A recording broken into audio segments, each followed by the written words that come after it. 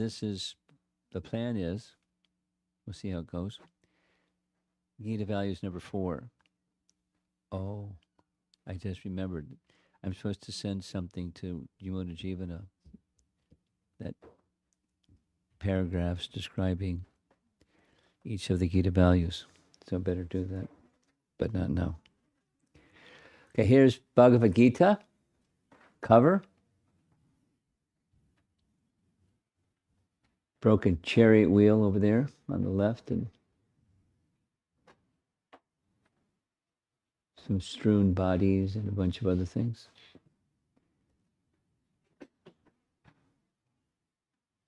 This image of Krishna holding the reins, according to what Bhishma is envisioning, Parthasarathi, Krishna, holding the reins with one hand, holding the rope for indicating further to the horses, and Arjuna ready for action, as Krishna guides his chariot through the battlefield. So Gita values, this is a repeat from yesterday, but that's okay. Spiritual culture and its values, so the focus is on values, Gita values, and values has a connection with spiritual culture. And here's the connection, the iceberg of culture. Those of you that attended the Sunday feast class, you saw this yesterday. This image I got from Konteya Prabhu. Konteya Prabhu did a PhD in organization development. And with organizations, they have this term, the iceberg of culture. There's another one, is the lotus flower, and mud, and then the stem, and then the flower. There's another one. I like this one. So the tip of the iceberg is what we see, and that with the culture of a person or group of persons or an organization or whatever, there's behaviors, perceivable manifestations of their culture. But below the perceivable are the values. Commonly, values drive behaviors. And behaviors can also influence and modify values. Depends. There's an interplay between the two. So values for an organization, official beliefs, mission statement, things that people say are important. I mentioned this yesterday. Like, for example, Prabhupada's 7 purposes of ISKCON. We're all familiar with the 7 purposes of ISKCON. One of the purposes of stating your purposes is for the government to evaluate if you're making a filing for such and such, do your purposes conform with such and such type of organization? Prabhupada was implying for tax exemption for a religious organization. So first establish, and then what are your purposes? So he stated the purposes, and got the tax exemption, for incorporation, and then tax exemption. So that's, the mission statement, official beliefs, the purposes of an organization, and that drives behaviors. And then at the bottom is assumptions, like, an assumption for a spiritual organization, for the Hare Krishna movement is, we're a spirit soul. Values can change, behaviors can change, that we're a soul doesn't change. It's an unchanging reality. A conviction, implicit conviction, and so forth. So when there's nice alignment between those three, then you have good culture. And when there's misalignment, then you've got a problem. We spent some time yesterday discussing these points, so I'm going quickly. Not merely information. Yes, there's information in Bhagavad Gita, but there's much more than information. There's wisdom and knowledge. Prabhupada made this distinction repeatedly. There's jnana and vijnana. Vijnana is applied knowledge. That's how he would describe it. And when there's applied knowledge, you get some experience. It's pretty simple. When you act in knowledge, something happens. Let's take Ayurvedic medicine, or any medicine. We say Ayurvedic medicine.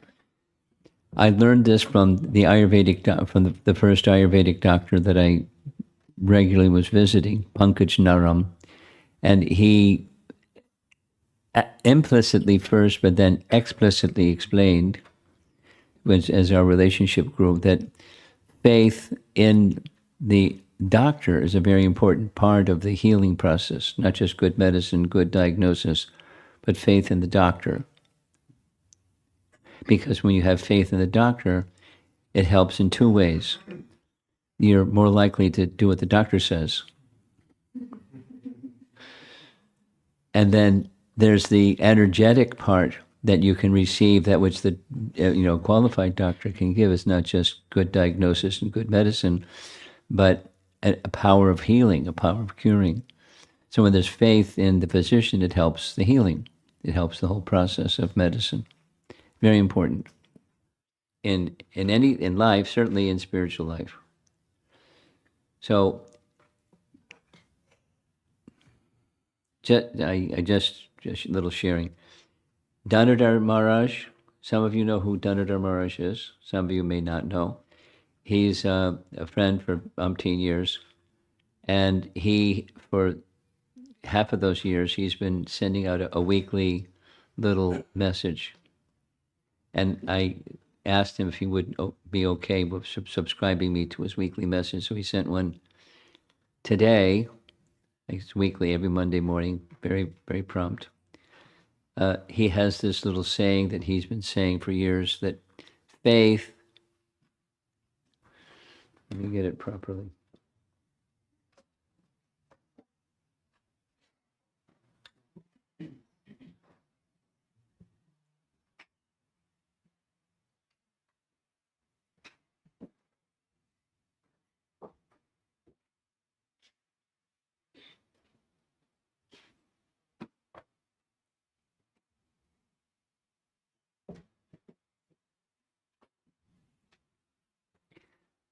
Faith is trust by experience. Faith is trust by experience. That wasn't the whole message for this morning, but it was a good part of it. No, we have our definition of faith from Chaitanya Charitamrita.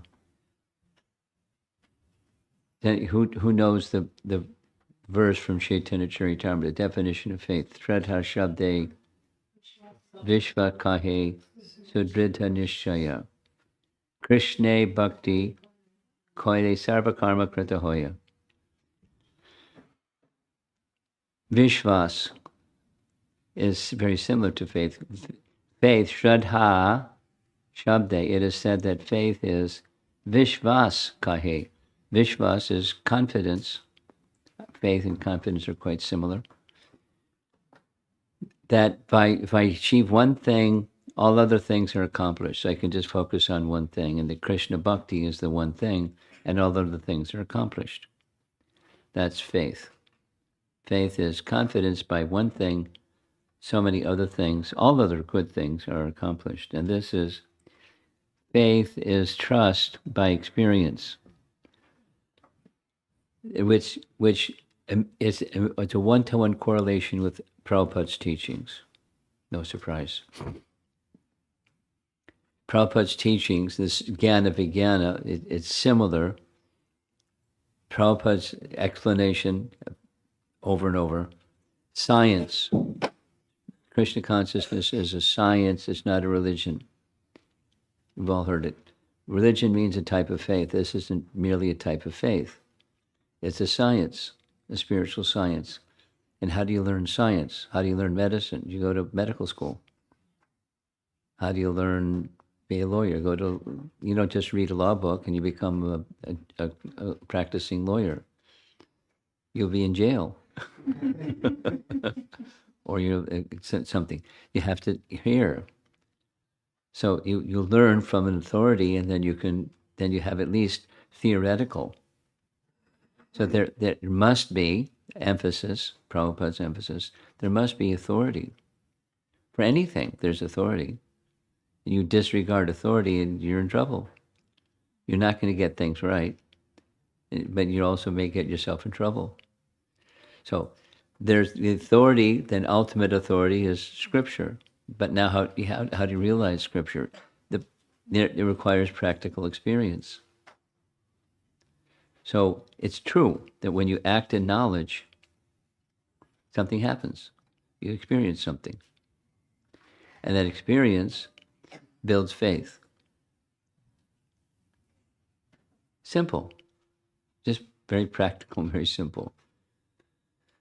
So Bhagavad Gita is wisdom that has some experience.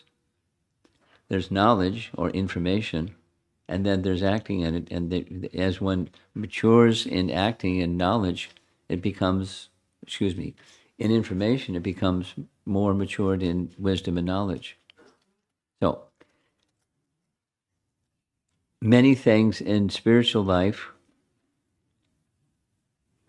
there's some definition of where we want to go, and there's some acknowledgement of where we are. And this is an illustration to show the distinction between the two. And there's a big gap between what we know and where we want to go for most of us. And that big space in between is scary. But Bhagavad Gita teaches us the gap can be crossed by Krishna's kindness. I'm going quickly because we did all this yesterday. This is just the warm-up so we can get to Gita values number 4. So here's Gita values number 4. From these devotees that put together the Gita values document, Acharya teaching by example.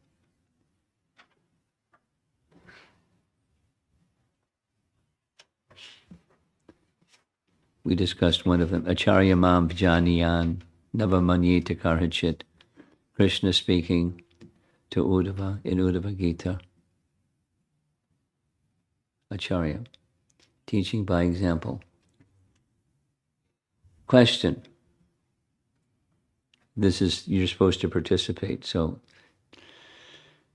listen up, please, and participate. Why role models have left a lasting impact on our lives? Why? Underline. Why? Not who and what, but why is it? Who would like to volunteer something? Why is it? Now let me say this is designed not for a devotee audience, but it works for a devotee audience. It's designed for college kids, actually, to teach them, introduce them to Bhagavad Gita, and then if they want, they can have a Bhagavad Gita study group or something. So the language is quite simple, but the principle is fine. Why role models have left a lasting impact on our lives? Gangaraj. So for me, perhaps I would say that the values that I hold high or that I aspire for, the values that I Technology. Go ahead, just speak. So the values that I aspire for is something that the role model practices or demonstrates, as well as is able to relate, or I can relate to that role model in a more approachable way. In a which way? In a more approachable manner. An Something that approachable relates manner. to me. Meaning what or the who? Or The both? what? Both, I would say. There's a component of both. So the what pertains to the specific values that I hold dear, Yeah. and those values that individual or those individuals exemplify in a manner that I can relate to. Mm-hmm. Relatability is important. Mukunda, we got 2 microphones. I hope they both work. We'll find out. I think that role models have why they've left an impact on my life is because they've shown a lot of personal care and attention. And also they've been able to convey in regards to Krishna consciousness, they've been able to convey the meaning of Krishna consciousness in a way that's particularly inspiring to me, like in a unique way, I would say, tailored way. You used this word tailored yesterday too. He was using tailored, yeah. I'm used to customized, but it's okay. It's okay. I'm just remarking.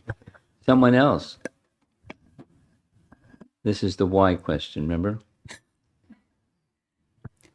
Good Maharaj, I was thinking of the previous slide, liminal space. It's similar to Ganganarayan Prabhu's. These are the role models are actually on that path. I can see that there is a way someone has actually either crossed or is crossing. So they're giving me the faith that, yes, this is the road you can go and you can actually reach where you want to go. So that's a why response. You want to add something? No. Yes?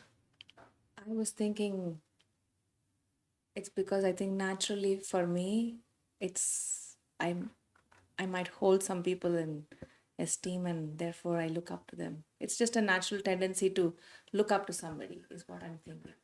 It is. Yadyarasharachi Shestas, it's natural. It's natural in the world.